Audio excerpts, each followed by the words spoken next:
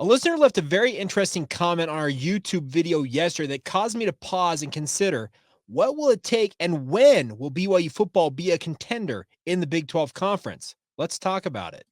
You are Locked On Cougars, your daily podcast on the BYU Cougars, part of the Locked On Podcast Network. Your team every day.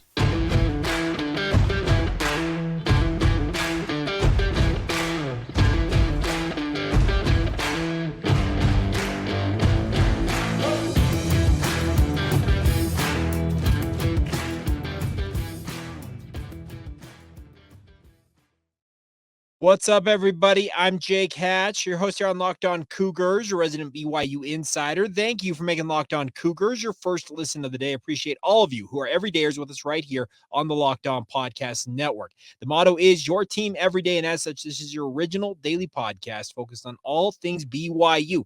Today's show is also brought to you by our friends over at Game Time. Download the Game Time app today, create an account, and use the promo code LOCKEDONCollege for $20 off your first purchase. All right, let's dive right in on today's show. And we talked yesterday about BYU and the quarterback situation. We're going to step away from that, but there was a comment left on our YouTube video yesterday that left me wondering a little bit if this is what the majority of BYU fans feel like. So it comes from a commenter that has the user handle TRPlay1. Now, I apologize, I don't know your first name, TRPlay1, but you said this, quote, "It's a sad day for us multiple decade Cougar fans who believe we just needed a fair shot to now hear you say we are in a fairy tale land to think we can compete this year in a conference that just lost Texas and Oklahoma. The same conference whose champion TCU lost 65-7 in a national championship. So now greatness is defined as winning 6 games and 3 of them are FBS level," unquote. Interesting question. It caused me to kind of pause and say, okay, let's consider what is being said here and maybe how they might have interpreted my words. Let me just say this.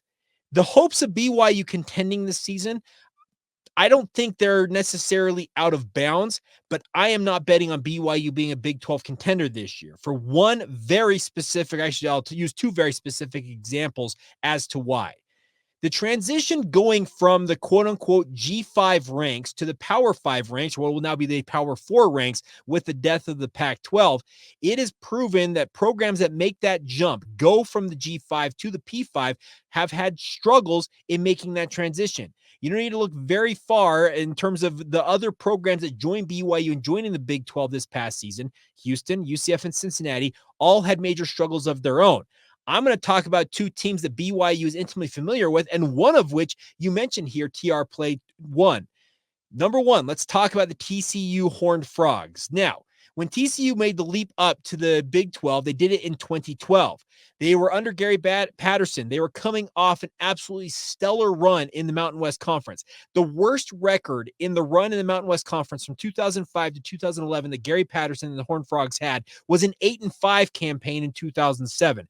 Every other year that TCU was in the Mountain West Conference, and those of you who are longtime BYU fans like myself remember how dominant TCU was. They played in a Rose Bowl and won that Rose Bowl in that run. They never won less than 11 games outside of that one 8-5 season. Now, they get the call up to the Big 12. How'd things go year 1 in 2012? Gary Patterson and the Horned Frogs that year went 7-6. The following year, 4-8.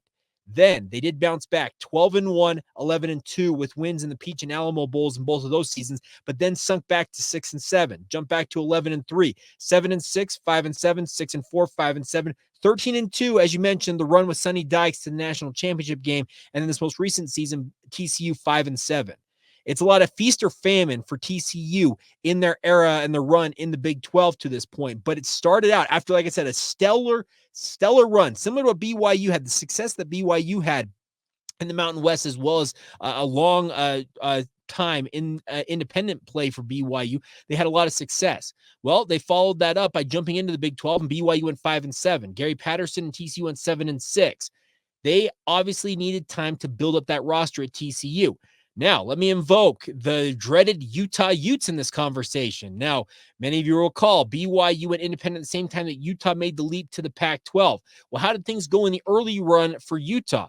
Well, they started off with a surprise 8-5 season in 2011 in Utah's first year in the Pac-12.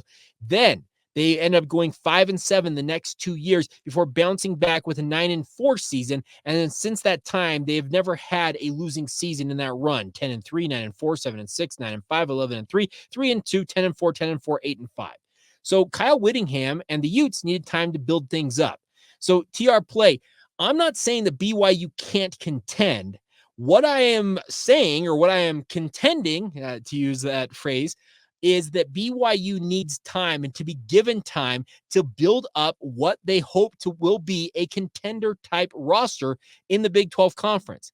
It is not something you step into, jump levels of college football, and immediately are just a major success story.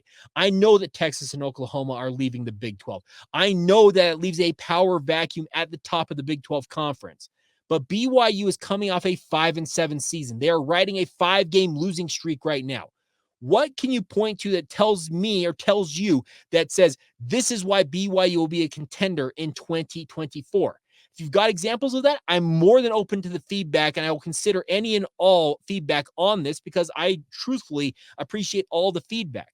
But the simple fact of the matter is that history suggests it is going to take BYU some time, in this case, looking at the TCU and Utah examples, 2 to 3 seasons to get things set. And then you start making more of a run and start contending for Big 12 titles. That is what history tells us. So, am I saying that it's impossible for BYU to contend this year? I'm not saying it's impossible. I am saying it's improbable that BYU will contend this year. My goal for BYU this year is to get to 6 wins. Prove that you can get back to the postseason. Don't backslide. Don't go 4-8. Don't go 5-7 again. Find a way to get to 6 wins and make it into the bowl season. If you can pick up 7 or 8 wins, great. Then the storyline changes that you're ahead of the curve or ahead of the pace that other programs that join the Big 12 and have that history alongside you, you're beating their pace. So that is where I'm coming from when apparently you think that I'm saying that BYU can't contend. I know that BYU has a strong history. Trust me, I am a student of BYU football history. That is my pride and joy, one of my favorite things to read and learn about. We're going to talk about the 1927 BYU football season here in just a matter of moments. The simple fact is, though, is the history. Once again, the history shows that it's going to take some time for BYU to truly be a contender in the Big 12 Conference. Would I love to be eating crow 8-9 months from now if BYU were to win the Big 12 title this year in 2024? I would be the number one person that would just serve up a big old plate of crow and eat it live on air here. I would love nothing more than for that to happen. So we'll see. But I do appreciate the feedback. It made me consider, did I come off a little too strong in saying that BYU can't contend? I'm not saying that they can't. I'm just saying it's going to take some monumental things to happen for BYU to do that, because even with the two big boys in Texas and Oklahoma leaving the conference and heading to the SEC, there are still a number of other programs out there who have had far more success recently as this past season in the Big 12, who've got to be thinking, now it's our time to shine.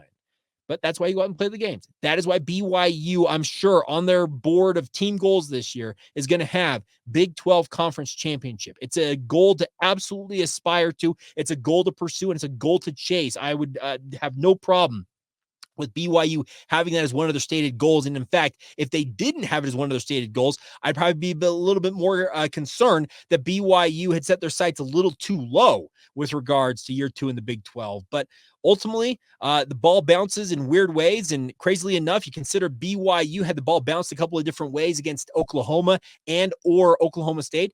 They could have gone from what is a 5-7 record to 7-5. And that would have completely changed the narrative, it feels like, for BYU football going into this season. But once again, I welcome all feedback. I'd love to let me know. Am I up in the night in how I clarified that? Did I clarify it clearly enough? I welcome all feedback. And if you believe BYU can contend, I am open to whatever makes you believe that BYU can do that. Like I said, I'm not saying it's impossible. I'm saying it's improbable for BYU in 2024. All right, coming up here in just a minute. Instead of 2024, we're going to jettison that and talk about 1927 for the BYU football program. The end of a second era for BYU football as their second head coach in their history hung it up, but had an interesting circumstance all the way around with it. And we'll talk about that next, right here on Locked On Cougars.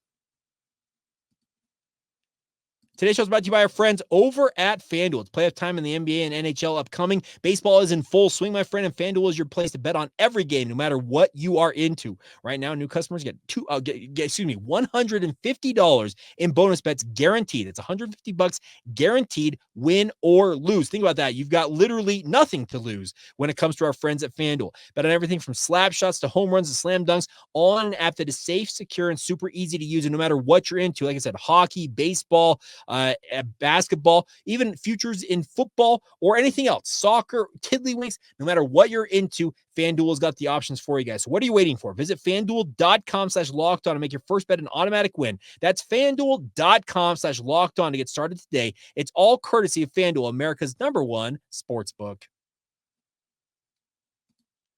Thank you once again for making Locked On Cougars your first listen of the day. Appreciate all of you for being with us. Are you sick of watching Fox Sports or ESPN and hearing all the talking heads seemingly screaming and shouting at each other? Well, I want to encourage you guys to make the switch to Locked On Sports today. It's a free 24/7 sports streaming channel programmed for you every single day, bringing the biggest stories without all of the screaming going on the other networks. Locked On Sports today brings you the can't miss analysis, opinions, and news streaming 24/7 on YouTube or the free Amazon Fire TV channels app right now. It's all part of the Locked On Podcast Network, your team every day. All right.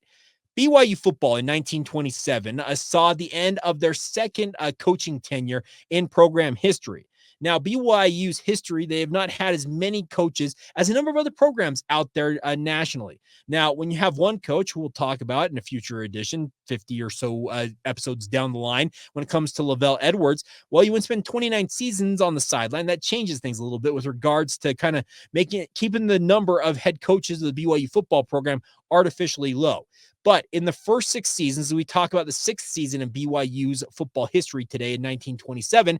Well, we saw the end of the second run of BYU's head coach. Now, we talked about this a couple of episodes ago when we talked about CJ Hart or Chic Hart taking over as BYU head coach. He had teamed with Eugene L. Roberts, who was the athletic director and a part-time coach for the BYU football program, to develop a unique system. It obviously responded year one with them running that system with a 500 record. It was a breakthrough from them. They had had losing seasons up to that point, and then followed up that 3-1 season, in 1925, with an abysmal 1-5 campaign in 1926. That brings us to 1927 and the hope that BYU will be able to get back to playing more like they were in 1925.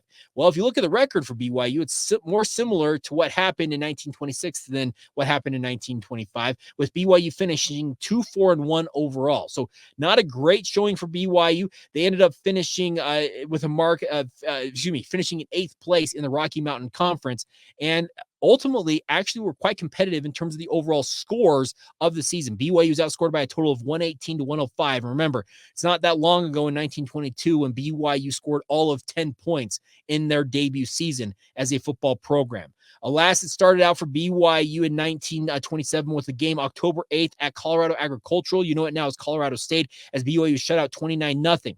Then BYU made a program history, making their first trip to California to face off against UC Davis, which was then the Cal Aggies, and they ended up tying 0-0. So BYU starts off the season 0-1-1. It's crazy to consider how long ties were part of college football, but alas, it is what it is. BYU then was looking back into the win column and thinking they could get the win over Colorado State Teachers University, ultimately losing that game 21-7 in Provo. The following week, they lost another rivalry game against Utah State. Now, we talked about 1926, that BYU had a breakthrough by not losing to Utah State with that 0-0 draw. Well, the Aggies were not about to have that happen again, running away from BYU 22-0. Then came the major breakthrough for BYU. Now, we have mentioned their opponent that they routinely beat up on in this early era of BYU football in Western State. It was just a routine that BYU would take out their frustrations of a number of other losses on their schedule by doing it against the Mountaineers of Western State. Well, BYU set program records for points in a game by scoring 60 points in a 60-7 rout of Western State in Provo, Utah on November 5th of 1927. It was the first time BYU had gone north of 40 points in a game, and like I said, it's a program record to score 60 points. And also BYU really showed that they had some prowess this season that maybe hadn't shown up in other games. After that, BYU faced off against the University of Utah in Provo. They actually finished out this season with 3 straight games in Provo, but the Utes, as they're wont to do, once again shut out BYU 20-0, and that left BYU heading into the regular season finale with a grand total of 1 win, 4 losses, and 1 tie. Well, how would they respond? How would they finish up the season? They hosted Colorado School of the Mine, the Ore Diggers as they are known now, and BYU responded with a 38-19 victory over Colorado School of Mines in that regular season finale. So that brought BYU's overall record to 2-4-1. And also that 38 points scored against Colorado School of Mines was the most points, or excuse me, the first time going 30 plus points against an opponent not named Western State in BYU football history. The simple fact of the matter is BYU's early run in college football featured okay defense, but some pretty paltry offense. Consider that BYU, 98 of their points scored in the 1927 season came in their 2 wins against Western State and Colorado School of Mines. The other games for BYU, a grand total of 7 points scored on the entirety of that season. Just crazy to consider. The BYU against some of these more established programs routinely had struggles, but at the same time found ways to get victories over teams that were either on their level or below them, or behind them in the category. Now, there was one interesting part about this, and I was reading up in BYU's Banyan, which is their annual yearbook, against the Utah State Aggies. BYU was struggling in this game, and ended up losing that game, like I said, 22-0. But remember that whole 100-yard pick six that Jake Retzloff had against Oklahoma that has got BYU fans thinking that he will never be the option for BYU quarterback? Well, let's just put it this way. There have been multiple circumstances that going back as far as 1927. In this game, it says an attempted forward pass by Brigham Young was intercepted by an AC Milkman. By the way, that's an incredible nickname for Utah State. The AC Milkman, speaking of agricultural college milkman, and carried 97 yards to a touchdown, which ended up being the final touchdown in a 22-0 shutout loss for the BYU Cougars. So you know what? It happens. It has happened in 1927. It happened in 2023, and who knows what will happen in 2024. But at some point, BYU is going to have another monster pick six, and it's probably going to be a backbreaker, much like it was against Utah State as well as against Oklahoma in 2023. But that's football, folks. It is a crazy, crazy sport. But after the 1927 season, CJ Hart stepped down, or was essentially demoted from his position. Now, he would spend a large chunk of his career working at BYU. He's reassigned within the football, not the football program, reassigned within the athletic department at BYU, and I guess they called it their physical education department in that era. But he's hung on to become an assistant coach for BYU's next head coach, which is a guy we've already referred to a couple of times in this series, Ott Romney. Now, Ott Romney came to BYU from Montana State. His final season with Montana State in 1927, they were 4-4 overall, 3-1 in the conference, finishing in 3rd place behind Colorado State and Denver in the rankings, tied with Utah in 3rd place there. So a lot of success for Ott Romney during his time at Montana State, and BYU said, you know what? If we can't beat him, why not join him? And that's why they brought Ott Romney to Provo to be BYU's next head coach beginning in 1928. And let's just put it this way. I'll tease ahead a little bit. That Ott Romney, he had a pretty darn good run, all things considered, for BYU. Now, if you're keeping track at home, Charles James Chic Hart Sr.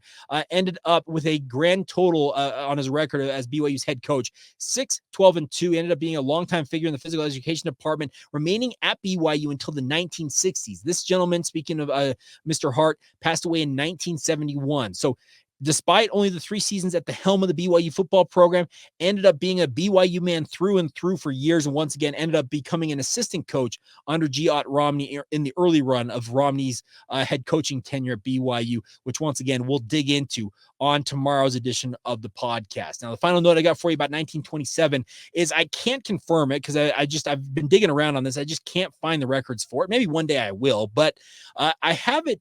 I saw a piece about 1927 for BYU. And Dick Thorne, who was a leader of BYU's football program, team captain in 1926, played out his final season as BYU Cougar in 1927.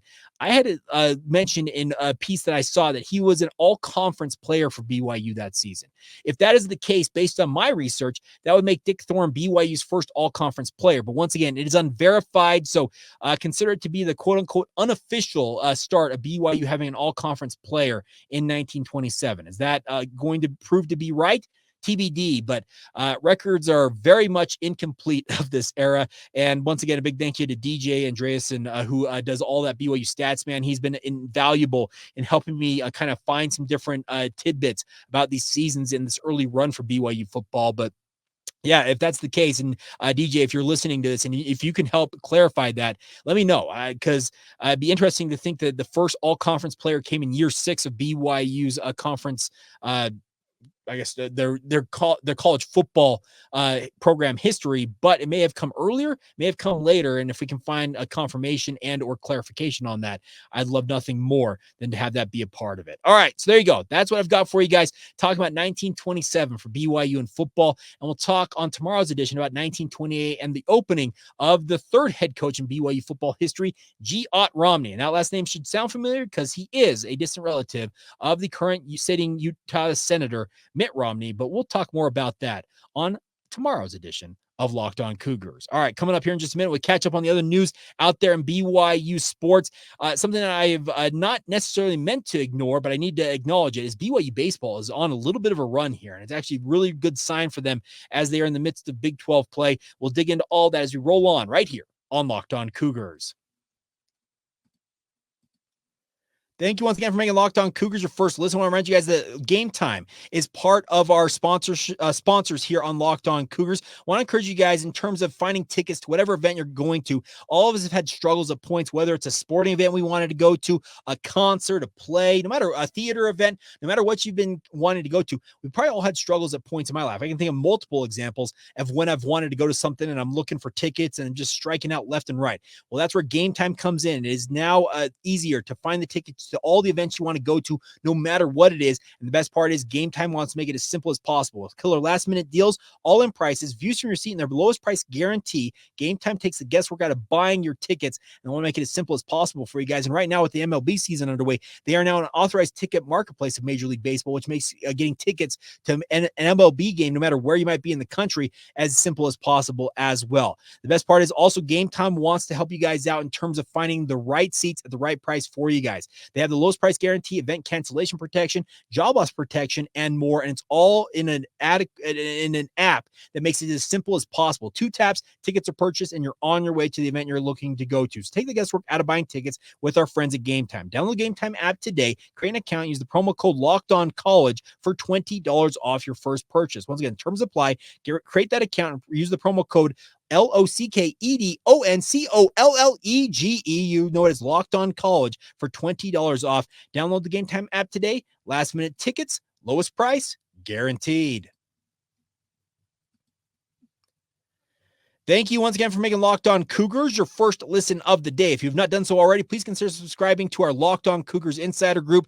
Get you interaction with me via text messages on your phone, updates from when I'm at BYU events, insider tidbits I'm learning in the moment. I'm sending them out almost momentarily after I hear them. The way to get that is to join us on our Locked On Cougars Insider Group. Click the link in the show notes below, whether you're watching this on YouTube or wherever you get your podcast, and join us today, and hopefully be a part of our Insiders group moving forward here. By the way, on the Insiders front, I'm going to give a little bit of a shout out here in just a minute, so stay tuned for that. We had a really cool thing that we'll finish up today's show talking about here. But before we do that, let's talk about BYU Baseball. Now, BYU Baseball is riding a little bit of a nice run here. Now, they're currently 14-15 on the season. They're 6-9 in Big 12 play.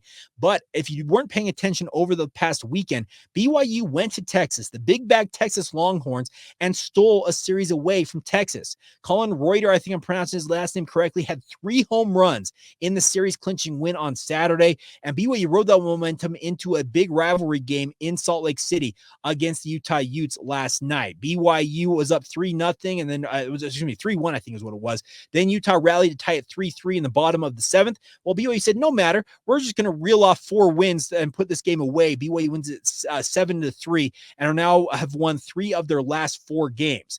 BYU remains at home this week as they welcome the Baylor Bears to Provo. Should be a fantastic weekend, by the way, weather-wise, to get out to Miller Park. If you have not been out to a game at Miller Park ever, or if you haven't been out this season, I would encourage you guys to do that. The series will open up Thursday night for BYU as they take on the Baylor Bears. 6 o'clock starts both Thursday and Friday. 1 o'clock start on Saturday in the series finale of that one. But meanwhile, BYU Baseball is riding a little bit of a hot streak. BYU Softball Well, they're struggling a little bit. They played last night as well. They went across town to UVU and were dismissed with a 12-10 loss to the Wolverines. Now, in the interest of full disclosure, I am married to a former BYU softball player, and I can tell you that losing to UVU is, in BYU softball's mind, absolutely unacceptable. It is just not something that BYU does. And coming off a series sweep at UCF last weekend, 3-2, 9-4, 5-4 out there in Orlando, BYU has now lost 4 straight games, going back to a win last Tuesday at against Utah Tech at home. But BYU will try to get back into the win column, but it doesn't look like it's going to happen this weekend, because who's up next for BYU softball? Oh, only the best team in the entire country of like the last 5 years running, Oklahoma. Ranked number 1 or number 2, depending on which poll you look at. BYU is a 3-game set starting Thursday through Saturday out there against Oklahoma. 5 o'clock Mountain Time starts on both Thursday and Friday, and then a noon start on Saturday in the series finale. And if BYU pulls off a miracle upset, I would say it might be the win of the season for BYU if they beat Oklahoma. Alas, if everything goes according to how I expect it to go, that losing streak is going to be 7 straight games for BYU softball, and that would be a really tough pill to swallow, considering that would push them. They're currently sitting at 21-17. That would leave them just 1 game over 500 on the season, and also their conference record just 4-11. If you lose 3 straight games this weekend, you're 4-14. So really, really rough introduction to Big 12 play for Gordon Eakin and his program, but the Big 12 baseball and softball programs out there just across the conference, they are absolutely stellar, and it's absolutely understandable that both of these programs would have very high moments and also some pretty low moments as well. Now, final question of the day. I'm going to pull this up here. It's on my phone. It came in via DM on Twitter from our good friend Jordan. He asks this: any chance that BYU goes after Damien Martinez? Now, if you don't know who Damien Martinez is, he has been the star running back for Oregon State the past 2 seasons. He's an absolutely phenomenal football player. Says, any chance that BYU goes after Damien Martinez, or are they happy with the running back depth so far at BYU? Jordan, I don't think BYU had plans to pursue a guy like Martinez, but if BYU were able to get in on Martinez and maybe convince him to come play for BYU, I would fully expect BYU would find some way to get a scholarship for that young man. Like I said, he has been one of the leading stars for Oregon State the past 2 years, and the fact that he's hitting the open market, that would be a big addition for BYU. If you compare him with a guy like LJ Martin, think about the pressure to be taken off whoever is BYU's quarterback with those 2 running backs in the backfield.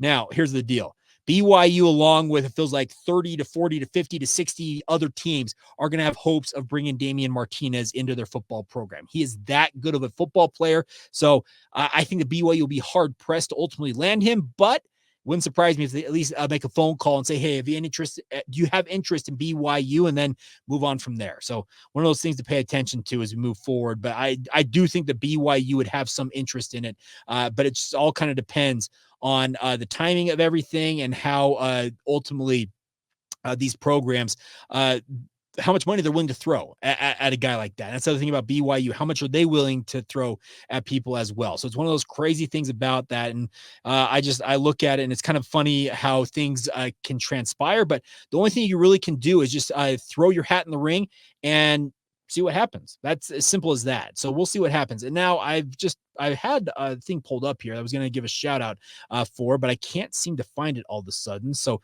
that's always good. But I want to give a shout out to Terry Sellers on winning our bracket challenge. Now, probably some of you are like, what bracket challenge were you doing, Jake? Our Locked On Cougars Insider Group, those who were in it, I offered up a chance to compete in a NCAA tournament bracket with myself as well as the other Locked On Cougars Insiders, and whoever won it was going to win a gift card to the BYU store. Well, Terry Sellers picked UConn to win it, and he, along with myself and I think 3 or 4 other of our listeners in that Locked On Cougars Insider Group, picked the UConn Huskies to repeat as national champions. Well, Terry was much better at picking other games and ultimately won out on overall points, and he will be receiving that BYU store gift card. Now, I also promised that I would give out a gift card to our second place finisher, but once again, I can't on ESPN's website all of a sudden. I had it pulled up, and then for whatever reason, it disappeared.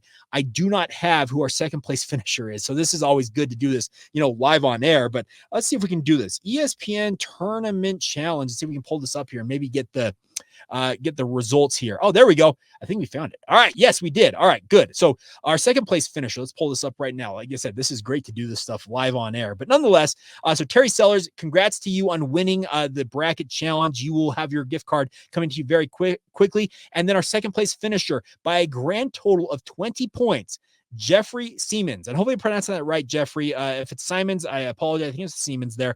You have won a gift card as well. Please shoot me a text via the Locked On Cougars Insider group, and we'll get you squared away on those two. But congratulations to both of you. I, with my pick of UConn, ended up finishing in 4th place. So crazy things happen, and congratulations once again to UConn. And by the way, we've talked about Big 12 expansion. UConn's back-to-back national champions in basketball, folks. You be sure that the Big 12 doesn't want to bring them in? I think they should, but that's another topic for another day. All right, that's going to do it for today's edition of the podcast. Big thank you to all of you for your support as always. Coming up on tomorrow's show, I've got a plan to play an interview I did with Jacob Robinson at the end of BYU spring ball. A lot of thoughts on the BYU defense, his role as one of the leaders this year on that defense, and a whole lot more with Jacob Robinson on tomorrow's show. And also a look at the 1928 BYU football season as our look back at all 100 BYU football seasons rolls on right here on the Locked On Cougars podcast.